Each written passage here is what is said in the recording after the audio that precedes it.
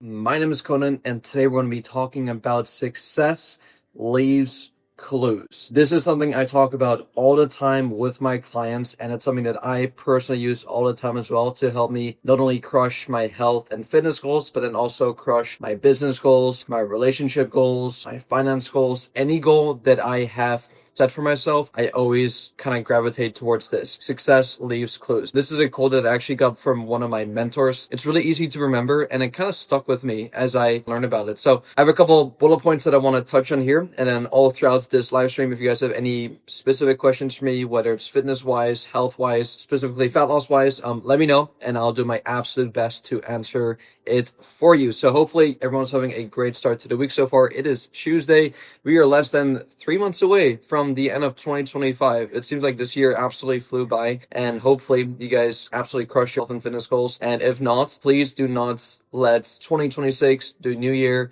new me, be an excuse for you not to start now. Because a lot of people will tell themselves like, oh, it's already October, Halloween's coming up, and then we got Thanksgiving, and then we got Christmas, like so many holidays are coming up. I'm just gonna wait until the new year for me to actually start. But that is the worst thing that you could possibly do. The best time to start was actually yesterday, and the second best time to start is today. Like, no excuses. So let's dive into why success leaves clues. So winners, people who win, do not guess, they track. You cannot improve what you don't measure, and if you're not tracking your progress, you're leaving success to chance. Another one of my favorite quotes is, if you ain't tracking, you are slacking. And that implies with your food intake. If you're not tracking your food intake, you have no idea what you're eating, and you're just leaving weight loss and fat loss to chance. I don't know about you, but if I'm trying to lose body fat, I want to know for sure that with all the work and effort I'm putting into my diet and my meal prep, that I'm actually getting the results I'm looking for, because I do not want to be spinning my wheels in circles. Same thing applies with the workouts that I do. I want to make sure that I'm getting stronger over time, that I'm making improvements. When I did my marathon, of course, I tracked my runs because I wanted to make sure that I did not just go through the motions and kind of like check it off the list. I wanted to make sure that I actually put in the effort and put in the work to help me get my sub 3:15 marathon time, right? And that would not be possible if I did not track my data. So once again, if you ain't tracking, you, my friend, are slacking.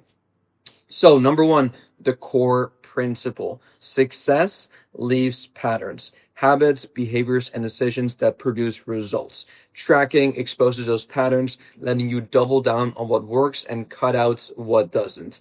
Every top athlete, CEO, and performer collects data, whether it's their weight, their sleep, their revenue, their daily steps, their calories, and their habits, right? Because if you do not keep track of it, you don't actually know what's working or not, right? And I tell my clients this all the time, like, hey, if you had a really successful day of, let's say, for example, eating, take note of that. Literally write down exactly what you ate from breakfast all the way down to dinner, including the snacks, even the hydration you had as well. And if you can, try to replicate that, because you have literal proof now that, hey, I know I can follow a specific plan. I know I can hit my calories. I know I can hit my macros because I have just done it, right? And then all you're going to have to do if you want to have successful days leading up or following that, just replicate that, right? It's like, okay, I just had an amazing day of eating. I hit my calories to a T. I hit my macros to a T. I just did everything to a T. I felt good. I felt energized. I had great mood as well. I crushed my workout.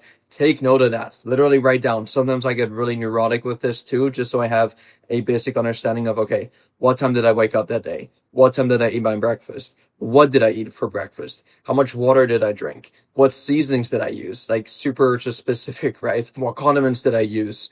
Once again, at what times did I eat? How did I feel after eating it? Did I feel bloated? Did I feel lethargic, right? Like write all of these things down, because now that you know that you can be successful, all you're going to have to do is just kind of replicate that. And same thing applies with if something's not working, right? Let's say, for example, you had a horrible day of eating, or you missed your workout, or you had a cheat meal, right? It's like, okay, well, what led me to me cheating on my diet? oh, it was because I went out with my friends and they kind of peer pressured me to have this slice of pizza.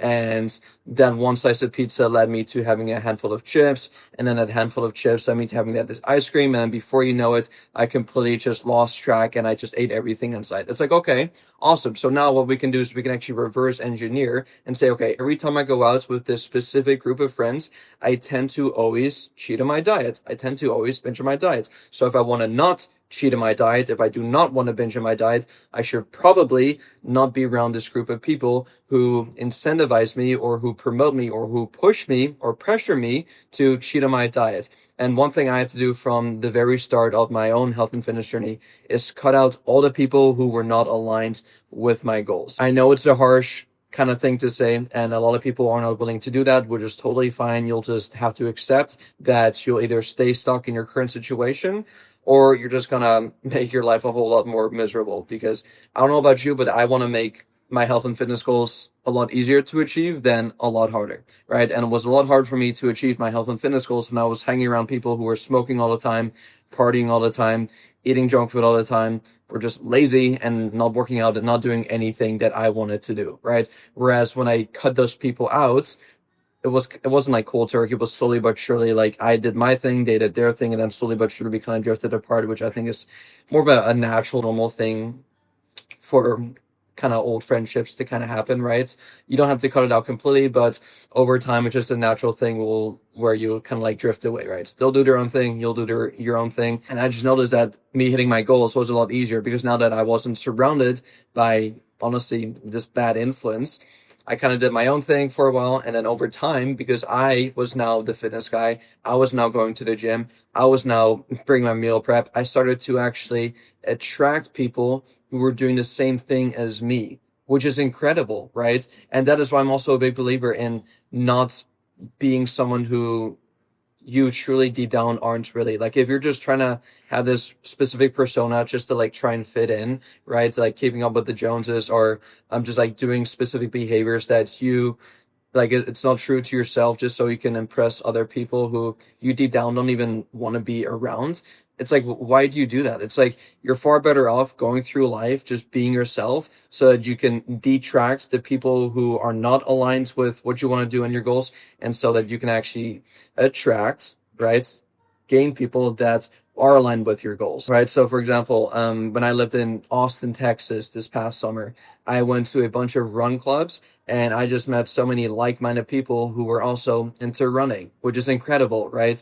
Whereas I did not go to bars because I myself don't enjoy drinking. I don't like alcohol. I don't like going to bars. And so if I force myself to go there, I would just attract people who enjoy drinking and enjoy going out every weekend. But I myself don't actually enjoy doing that. So put yourself in an environment where people have similar goals as you, or at least have aligned goals as you, so that you achieving your goals is a lot easier. Because once again, being around people who have the same goals as you just makes it a lot easier for you to also hit your goals, right? Whereas if you're around people who do not have the same goals as you, it just makes it 10 times harder, right? So keep that in mind. Number 2, why tracking works, and also the science behind tracking. So here's kind of like the feedback loop that I want you to visualize whenever you track. Tracking creates a real-time loop between action, then feedback, then adjustments. So in psychology, this is called self-regulation, or a self-regulating mechanism. So you basically align your behavior with your goals. So here's what it looks like. Dopamine plus reward system. Tracking your progress, whether it's weight loss, hitting PRs, sales, whatever, gives a dopamine hit that reinforces positive action. This keeps motivation intrinsic rather than emotional or sporadic. And then also the cognitive bias that is involved here.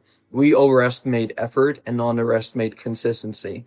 Data keeps you objective and it doesn't lie. So every time you track something and you notice that these are the numbers that I need to hit in order for me to reach my goals, you just know exactly what numbers to hit in order to reach your goals, right? For example, if you're tracking your calories, if you're tracking your macros, if you know that if I eat 2,000 calories, I'm going to be in a 500 calorie deficit, and after a week, I have lost 1 pound of fat. And so instead of relying on your emotions or leaving things to chance, you don't even have to do any of that. You just have to follow the science, follow the data, basically, right? It's like, okay, I just ate 2,000 calories for the entire week, hit my macros too, hit my protein goals, whatever.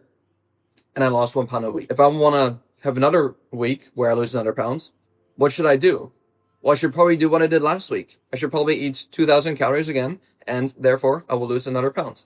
And just keep on repeating that process until it doesn't work anymore. Then you make some adjustments by still obviously tracking it. And then from there, keep on making progress, right? Whereas if you don't track your numbers, don't track your progress, and you hit a plateau, you're just going to be frustrated and ask yourself, why am I stuck? But it really should not be something that you should be like worrying about or thinking about if you had initially actually tracked your progress. So make sure with any goal that you have, like I see so many people like tell me like, oh, Conan, like I want to lose weight. I want to get into the best shape possible. I'm like, okay, awesome. What is your game plan? Like, what are your calories going to be? What are your macros going to be? What are your workouts going to look like? How much sleep are you going to get? Should I go? I don't know. It's like, well, dude, how do you expect to actually accomplish your weight loss goal if you're not going to keep track of the numbers? It just doesn't make sense to me. Like, it's just such a logical thing, right? And that's why we have all of our clients inside of our program. We have them track their numbers. We do weekly check-ins where we track their weight. We track their progress pictures. We track their performance in the gym. Are they getting stronger or not? Are they hitting PRs in the gym? Are they adding more weight? Are they improving their form? Are they adding more reps over time, right? Like, if you're not keeping track of these numbers, it also makes it really difficult to improve on those numbers. Because if you go into the gym every single day and you don't log your numbers, you don't know how much weight you're using, and you don't know how much weight you used last week. Well, how do you know how much weight to use this week? Like, you don't, right? You're just kind of like going based off feel. And we all know that your emotions, or at least hopefully we all know that we should not let our emotions dictate our behavior, because our emotions, like, we are emotional creatures, especially females, but even guys as well, right? Like, sometimes we can if we do let our emotions dictate our behavior, like, especially for me, like, if I were to do that, I probably will not be as consistent on my fitness goal. Like, I cannot remember the last time I was like motivated to do a workout, or motivated to track my calories, or motivated to eat healthy. It's just part of my identity now. It's just part of what I do. But if I simply relied on my emotions, specifically motivation, in order for me to get in shape and stay in shape, like, I would not be successful. I would probably be a lazy sack of potatoes, because if I really, like, genuinely, honestly, just followed my emotions, like right now, like, I'll be honest, like, I want to eat some, like, I wouldn't say I want to eat junk food, but like, if I really listen to my emotions, like, for example, I would probably be eating a pizza right now, laying on a couch, for example, right? Like, I'd probably be doing that because those are my emotions. But because I don't listen to my emotions, and I listen to the goals that I have, and I measure my progress, and I look at the plan that I have in hand, I just show up and do what is required of me. I don't do based off feel. I do it based off what is required of me.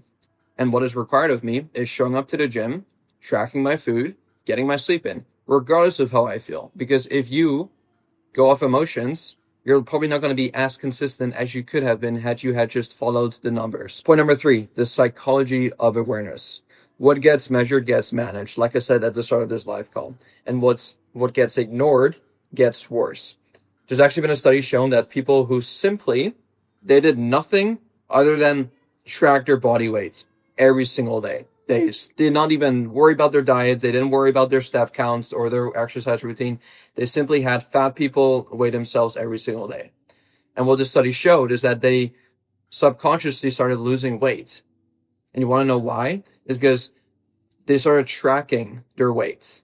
And by simply just keeping track of certain things, anything really, you just make subconscious decisions throughout the day to improve on those numbers. Like, if you never weigh yourself, you're not even gonna think about your weight, and you're likely just gonna keep on gaining weight. But if you just simply keep track of your weight, you will more than likely start losing weight just by simply keeping track of your weight, which is amazing, right? It kind of goes to show you that, okay, if I actually want to improve on something, right? Like we've discussed on this live stream, whether it is with my weight or whether it is with my food intake, the easiest thing you can start doing is just keeping track of it. If you want to improve your sales skills, just keep track of your sales stats. Just keep track of it, and then over time, you'll probably get better at sales. If you want to improve your weight, weigh yourself every single day, and you'll probably start losing weight, right? And so without data, your brain fills gaps with stories. I'm doing everything right. I'm eating healthy, etc. But when you track, I apologize, my phone just fell. Let me put you back here. That was very, very awkward. But like I said, when you track, those stories get replaced by the truth. Data does not lie. It does not lie, right? The simple act of writing something down, whether it's food, workouts, wins, increases awareness and accountability. Going back to my previous example of the study of the fat people who weigh themselves, the simple act of them just writing down their weight every single morning increased their awareness and also subconsciously kind of held them accountable because they know exactly, okay, I weighed this last week. This is what I weighed yesterday. This is what I weighed today. And it kind of holds them accountable, right? Seeing the weights kind of like fluctuate and stuff. So, yeah, biggest hack that I can give you right now if you want to improve something, just start keeping track of it. Going to number 4, how to apply this in fitness. So here's what I want you to keep track of, specifically fitness wise: your weight trend, right? Weekly averages, not daily fluctuations. Your weight will definitely fluctuate day to day, but if your goal is weight loss, the weekly averages and especially the monthly averages, they should definitely be trending downwards, right? Because if not, then you're definitely not losing weight. Don't be too concerned with the day-to-day fluctuations because, yeah, daily fluctuations are actually really normal and honestly to be expected. So one morning you could wake up at 150 pounds, the next morning it could be 151, 152, followed by 148. Like those fluctuations certainly happen. I have some of my clients who have insane water fluctuations day by day. And so we're not too concerned about that. And instead, we want to make sure that we take the weekly average and making sure that that goes down, and especially the monthly averages, right? Because if that goes down, then we certainly know that we're on the right track, right? And these fluctuations can happen due to, especially if you're female, hormonal fluctuations. But like for guys, like, I'm getting distracted by these comments. I'm sorry, but it could be due to maybe you had a super heavy meal the night before, despite hitting your calories and macros. Maybe you just kind of like delayed your meals later on in the day. So you had this big meal for dinner and then you woke up the next morning slightly more bloated because the food hasn't fully digested yet. Maybe you had too much water to drink yesterday or too little water to drink. Maybe you weighed yourself at an earlier time. I noticed for myself that whenever I weigh myself at 6 a.m. versus 8 a.m., just a 2-hour difference, it can actually make a pretty big difference. Like it's usually like 1 or 2 pounds difference there. So even like the time of day you weigh yourself, and make sure that when you do weigh yourself, just a quick little tip here, do not weigh yourself after eating something, after drinking something, with your clothes on in the middle of the day. Don't do that. You're obviously going to be heavier. So make sure whenever you weigh yourself that you're always weighing yourselves under the same condition. And that's, if you want to be super accurate, should mean that you weigh yourself first thing in the morning, on an empty stomach, before drinking, before eating anything, in a fasted state, naked with no clothes on. Because once you eat something, once you drink something, once you have your clothes on, once it's in the middle of the day, of course you're going to be slightly heavier due to the clothes you're wearing or due to the water you drank or due to the food you ate, right? So to keep everything as consistent and as accurate as possible, just weigh yourself first thing in the morning before eating and drinking anything, just so you have the most accurate number when it comes to your weight. So that's the first thing I want you to weigh to or measure. Second thing is steps. Keep track of your daily steps. I have a step tracker here. Super cheap one. You don't need to get a super fancy, expensive one. You can get the cheapest one that you can find. I got mine 5 years ago off Amazon for $50. It is probably the greatest investment I have ever made, not just on my fitness journey, but like in life in general. It's waterproof, super durable. I charge it maybe once every 2 weeks or so. Great battery life. It does some other things too, like you keep track of your sleep, your heart rate, all these things. But I simply use it to keep track of my daily steps. It honestly holds me accountable too, because right now, let's say for example, it is 11 a.m. I'm at around 8,000 steps. And I know exactly, okay, I got 12,000 steps left to take for the rest of the day, right? So I know exactly where I'm at step count wise, right? So this just kind of makes sure that you're staying active throughout the day. So keep track of your daily steps if you can, either through one of these little watches or using your phone. Just your phone is a bit annoying because you do kind of need your phone on you at all times, whereas this, you can just put it on your wrist and not really have to worry about it.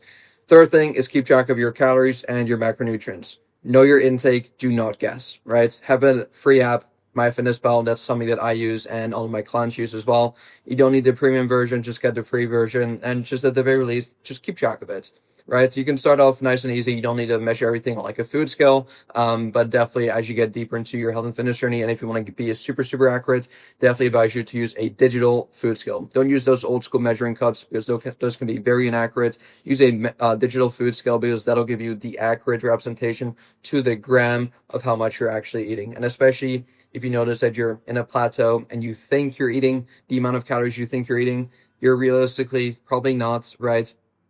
So if you actually keep track of it accurately, you'll know exactly that, okay, I'm hitting these numbers. And if you still are hitting a plateau, then you can make adjustments. But make sure that you do everything accurately before you do even consider making adjustments, because you'd be surprised. You may be thinking you're eating 2,000 calories, but if you actually measure everything, including the condiments, the juices, the creamers, the sugars, all these sneaky little things, the licks, the tastes, unless you're keeping track of all of that, you're probably eating way more than you may anticipate, honestly. Which leads me to the fourth thing: keep track of your sleep hours and stress levels. Identify recovery gaps. You don't have to be super on top of it, but just roughly keep track of how many hours you sleep. Nowadays there's so many like sleeping trackers that you use. I personally don't have one of them. I just kind of keep track of when I went to bed and when I woke up. Simple as that. And then lastly, keep track of your wins and struggles. So end of week reflections, sit down, have a notepad, and just write down some of the wins, right? This week, I want to celebrate me sticking with my diet this entire week. Or this week, I did a great job hitting all my workouts. Or this week, I did a great job at work, whatever it may be, right? Like, just keep track of your wins, and then also keep track of your struggles. This week, I really struggled with sticking with my diet. This week, I really struggled with my diet whenever I go out to a social event, for example, right? Just keep track of all these things. What worked, and then also what didn't. And then over time, you'll kind of have a better understanding of the things that actually work for you versus the things that maybe did not work so much for you. And now over time, you'll see a cause and effect patterns, right? So when I sleep, for example, 7 hours plus, my hunger drops. Or when I hit 10,000 steps, I lose 1 pound a week. Or when I skip check-ins, my motivation drops, right? And so over time, by just simply keeping track of these things, you'll notice trends that, okay, whenever I do these specific behaviors, it leads to this result. Whereas whenever I don't do these behaviors, I don't get these results. And so what should I do if I want to get the results? I should probably do more of these behaviors and less of these behaviors, right? And this is a really individual thing unique to you that only you can identify for yourself, right? So this is one of the biggest hacks that, once again, I use personally, and you can start implementing right away as well. And now here's how this applies to business and life. So in business, the exact same concept applies. Tracker calls booked, messages sent, revenue collected. In your relationships, track maybe time invested, communication quality, habits that improve connection. And then when it comes to, so that is that. So tracking turns life into a system. And I don't know about you guys, but I like systems. I like knowing whenever I put in X amount of work, I get Y in return back, essentially, right? So predictable outcomes instead of emotional guessing. Absolute hack. Going to point number 6, the process of optimization. So here are the 4 steps. Step 1, track and collect the data. Number 2, review and then identify patterns. Step 3, refine and then remove friction and amplify what works. Step 4, repeat. Create a self-improving system. This turns progress from random luck to repeatable success. Now, here's why most people don't do it. They think tracking is too much. But the truth is, not tracking is the real work. It keeps you stuck repeating the same mistake. Because just by logically thinking about it, if you just take the added effort to keep track of your stuff, you're going to get to your goals a whole lot quicker, as opposed to you not tracking your stuff and just leaving things to chance. Like, number 1, you don't actually know if it'll work. And then number 2, if it did work, you don't know why it worked, right? And I would rather know why certain things work and why certain things don't, so that I can do more of the things that allow me to improve and less of the things that don't allow me to improve. So tracking literally takes 2 minutes, but can save months of wasted efforts. The discomfort of tracking equals the price of awareness. I tell my clients this all the time, but be a scientist of your own body. The Barbarian method isn't about guessing, it's about data-driven domination. Every rep, every meal, every step, every check-in builds a blueprint for long-term success. So start today, track one key metric in your health, in your wealth, or in your mindset. review them weekly, and ask what worked and what didn't. And then adjust accordingly and watch your results compound. Just remember this: success doesn't leave secrets, it leaves clues. So hopefully you guys took something out of this live stream, but I can guarantee you that if you just keep track of your stuff, just anything that you want to improve, and you notice that by tracking a specific thing led to a specific outcome, specifically a successful outcome, all you have to do now is just repeat those actions, repeat those steps. Success leaves clues. Please, please, please, like, hopefully you guys like understand this concept, because it has absolutely changed my life. Like I said, not just in fitness, but in my business too, and in my relationships. Like, just a quick example off the top of my head. If you notice that every single time I take my partner, my girlfriends, my wife, whatever, to this restaurant, it leaves me, or it always ends up to us having a great time, and it leaves us having fun at nights, for example. Like I don't know, just a really random example, but you can start to identify these gaps or these behaviors that leads to the desired outcome that you want. So I'm done rambling, but hopefully all this made sense. If you guys do have any specific questions for me, feel free to DM me on Instagram. The handle is at Cohnan. The link is in the description as well. And if you need help losing 30 to 50 pounds in the next couple months, all without sacrificing your favorite foods or spending hours in the gym, you can go ahead and schedule a free consultation call with me down below, where we'll essentially go over your current goals, we'll go over your current struggles, and create a game plan together to help you absolutely crush them in the next couple months. So with that out of the way, I'm gonna let you guys go, and I'll see y'all soon. Peace.